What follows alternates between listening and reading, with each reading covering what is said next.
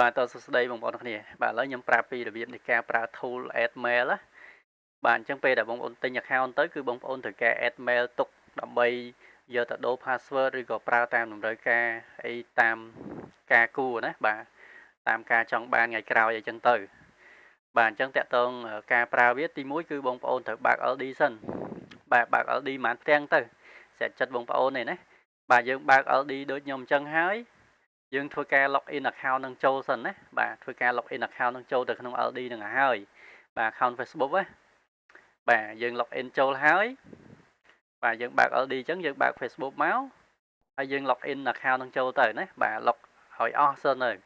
បាទហើយចាំយើងបើក LD មកបាទហើយដល់ពេលបើកហើយចាំយើងបើក tool នេះបាទអញ្ចឹងមុននឹងបើក tool ខ្ញុំសូមបង្ហាញតិចតាក់ទង mail ដែលបងប្អូនចង់ add បាទអញ្ចឹង mail ដែលបងប្អូនទាំងអស់គ្នាចង់ add ចូលនេះបងប្អូនឃើញកន្លែង data ហ្នឹងបាទនៅក្នុងហ្នឹងមាន3 folder ណាឃើញទេមាន3 file អញ្ចឹងបងប្អូនចូលមកដាក់ mail បងប្អូនក្នុងកន្លែង data មកបាទនេះ mail plus ហ្នឹងបាទអញ្ចឹងបងប្អូនដាក់ mail យ៉ាងតិចបងប្អូនចូលទៅបាទ Zoho ក៏បាន mail យ៉ាងតិចក៏បានដែរបាទដាក់ចូលហ្នឹងមក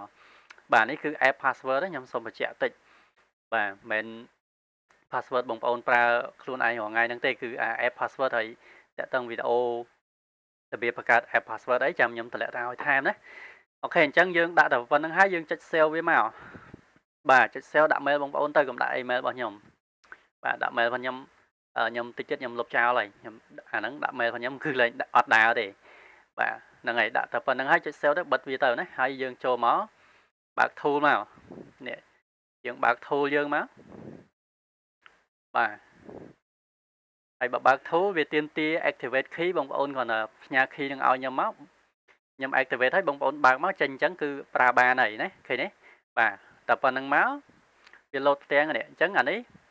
device មានមួយ LD ណាបាទអញ្ចឹង LD មួយបើកមួយចេញមួយបើកពីរចេញពីរណាបាទអញ្ចឹងយើងបើក10ចេញ10ហើយកន្លែងនេះអញ្ចឹងយើងគ្រាន់តែចុច select លើ device អញ្ចឹងមក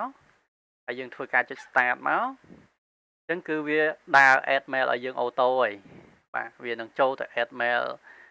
ដាក់កូដអីឲ្យយើងអូតូហើយតែប៉ុណ្្នឹងទេបាទអត់មានអីច្រើនទេ tool add mail បងប្អូនធ្វើទៅប៉ុណ្្នឹងទៅគឺដើរហើយអូខេសូមអរគុណ